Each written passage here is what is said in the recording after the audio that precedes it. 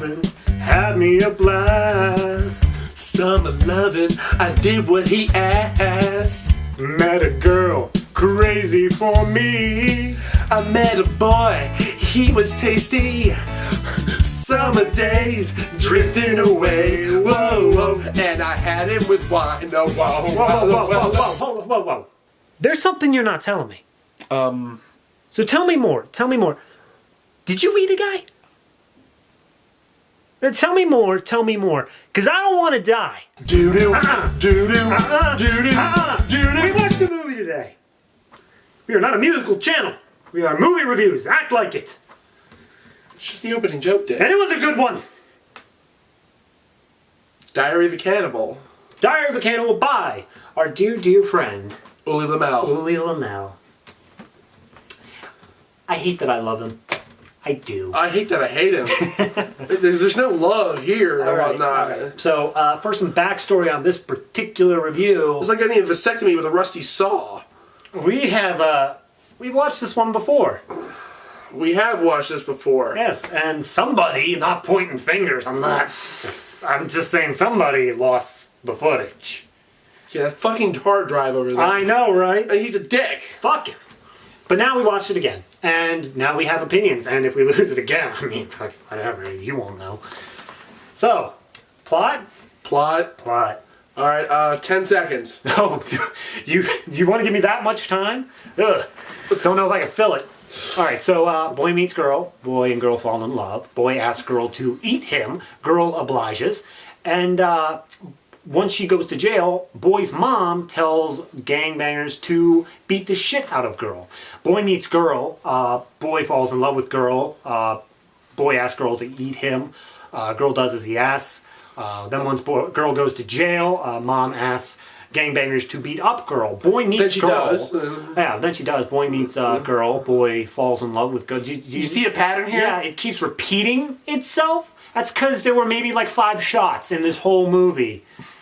And they were just repeated over and over and over and over. If any of you guys remember our review of The Tomb, oh god, that is along the same lines of the problems we've had with this movie. But I mean, let's just dive straight into the acting, really, Go for it. Because the acting is probably going to be the smallest part of the review because there was such a lack of it.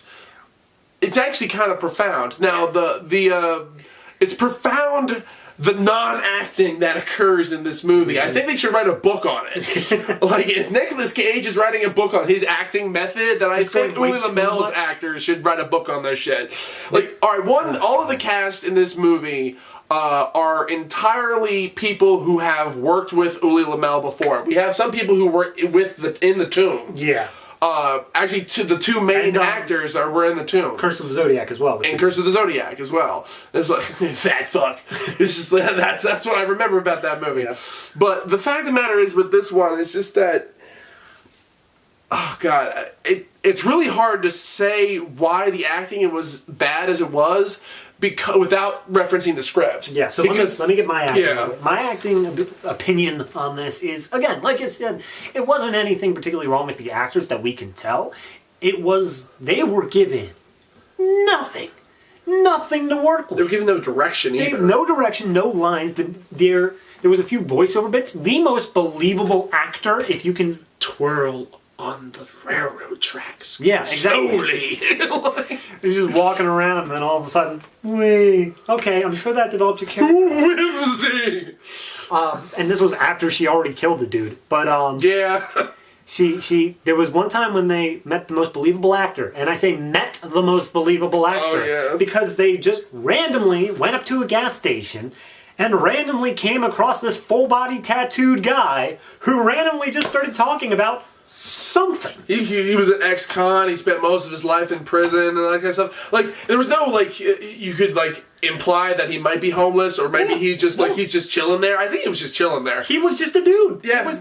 He's not He's not even credited. I wouldn't even think that he would be credited. No. He was literally just a dude they met on the street. And he was the most interesting person. It reminds me of what's his face from Nipples and Palm Trees. Oh, Toby. Toby. Toby. Yeah, How do I still remember Toby? because he was the best character. Like, No, but this guy, the reason he was the most interesting character in this movie was because he was given a personality. I want you to write that word down, Illuminal, because it's very important.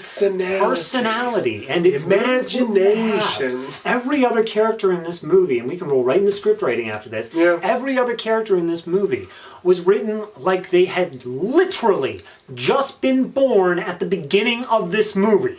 They had nothing in their lives before the camera started rolling. I mean, we saw all of their fucking photographs from when they were born until then at the end of the movie, so you might as well have watched their entire lives. Go on. I really hope they had more range of expression in their actual lives than they did in this movie, because goddamn, if this is how people say, I love you, I want you to eat my heart. What? I want you to eat my heart. You're crazy. I want you to eat my heart. It's love. Okay. Like Strip. Yeah. Oh my god. All right. Let's go. Well, the script also is a very big thing. It's like, all right, the uses of TNA in this movie defy logic. Yeah. It really does. Okay, and you know my normal rule when it comes down to ShitFlix is that if there isn't enough of legitimate content, you up the smut or the exploitable factors, because why else is anybody else going to watch your stupid movie? And the fact, because like you don't have enough acting or writing talent to carry our attention, or just so you make an exploitation movie. Uli doesn't even seem to know how to do that right.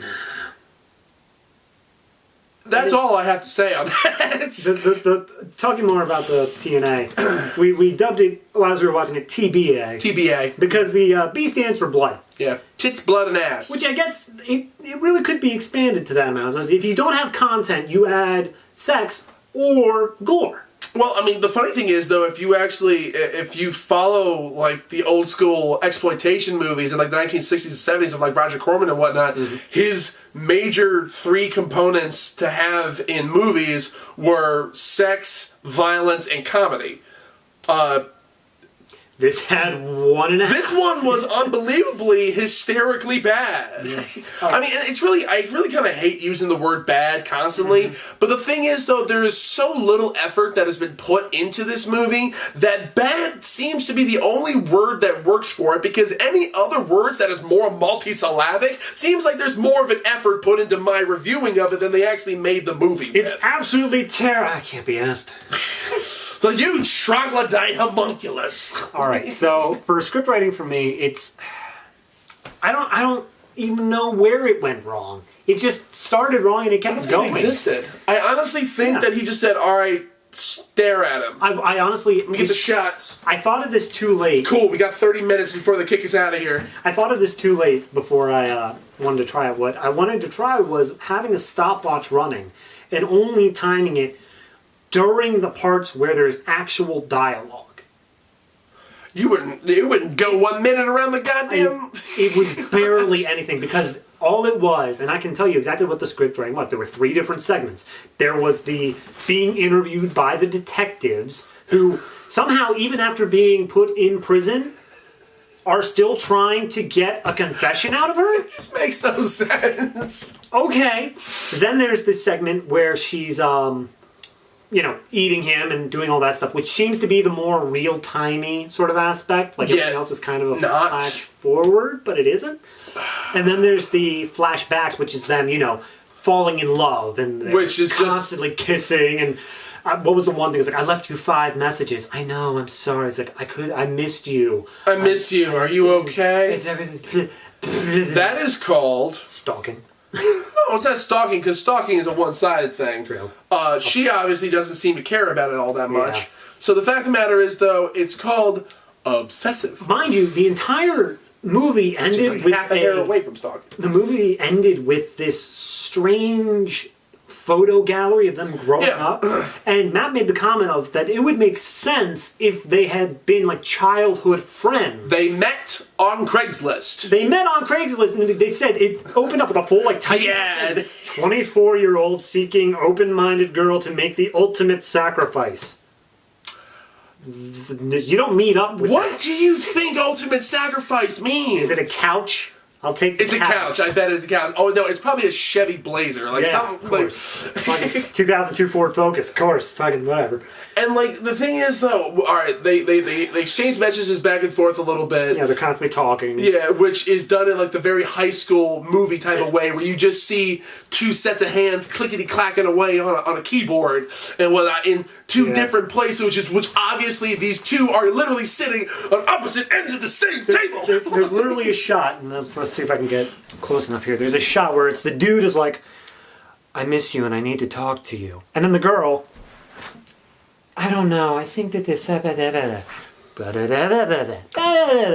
it's obviously the exact same room, and they shot it all on one day. They didn't even change the angle of the room. Like, you can see the last little piece of the set behind the guy, behind the girl, and... No, like, I'm sorry, David Dakota put more effort into his fucking movies trying to be in different locations. So let's roll into the technical aspects right off of that. Let's do that. Alright, one, I do not believe that there were this many people on the fucking crew. Because the cast list for this thing is way longer than I thought. Because if anything, this movie... What was it, they had like three first three first ACs, 3 second ACs, an assistant director, 2 assistants to the director, and one of the actors that plays the mom. Who's barely in the movie. Yeah, but she needs her own assistant. I bet she was one of the people who funded the fucking thing. It's like, and then also I think it had like 2 editors or something like that. Probably. Like, yeah, so I'm like, how in the world does this movie have that many people on it? Honestly, I thought it was just Uli with a camcorder and a couple actors. Probably. I do not believe this many people were on the crew. Like, honestly, it just goes back to the fact of the matter is, though, guys, for the most part, for most of the movies from me that you see on this channel, I was primarily the only crew member behind the camera. Yeah. Also holding the boom pole and like moving the camera along with it and whatnot. Just to jump in, the movie character was executive producer on basically all of Uli Lomel's films. Oh, he got a sugar mama. That's how that goes. But still, I was, regardless of how shitty and how good any of the parts of my movies might happen to be, I still managed to do it relatively by myself. I cannot imagine that this level of shit quality has come in from literally over a dozen people. Yeah. There need to be some objective, like some conscientious objector that finally says, Uli, you're making a shitty movie, man. How about we try a little harder? Well, that's the critics, and the critics, I'm sure, just goes like, haters gonna hate. Well, the thing is, from what I understand, I think I might have brought this up before, but Uli, from what I understand, I don't know how true this is the information that I've read, is the fact that A, he hates horror films. Why are you making horror movies? And B, yeah, I have mentioned that before, but B, also the fact of the matter is, though, he rarely, if ever, watches the finished film. He gives the footage away to the editor, and the editor makes the movie out of what footage he's given, and Uli just slaps his name on it and sends it out. Like, Alright, so for my technical thing. Uli, your movies are like bloody jizz. Nobody wants that. Just saying. Because there's literally a shot at this that looks like that. So for my technical thing, I need a power drill. not trying to retread what Matt's covering. The things that really stood out to me was A, the fact that every transition in this movie was a dissolved Crossfade. and then every single, not every single, but every time like the detectives were talking to her, like something crazy was happening, he would like overlay the shot over and over, mirroring and like 4 or 5 slightly times. growing. It was the most annoying thing in the world.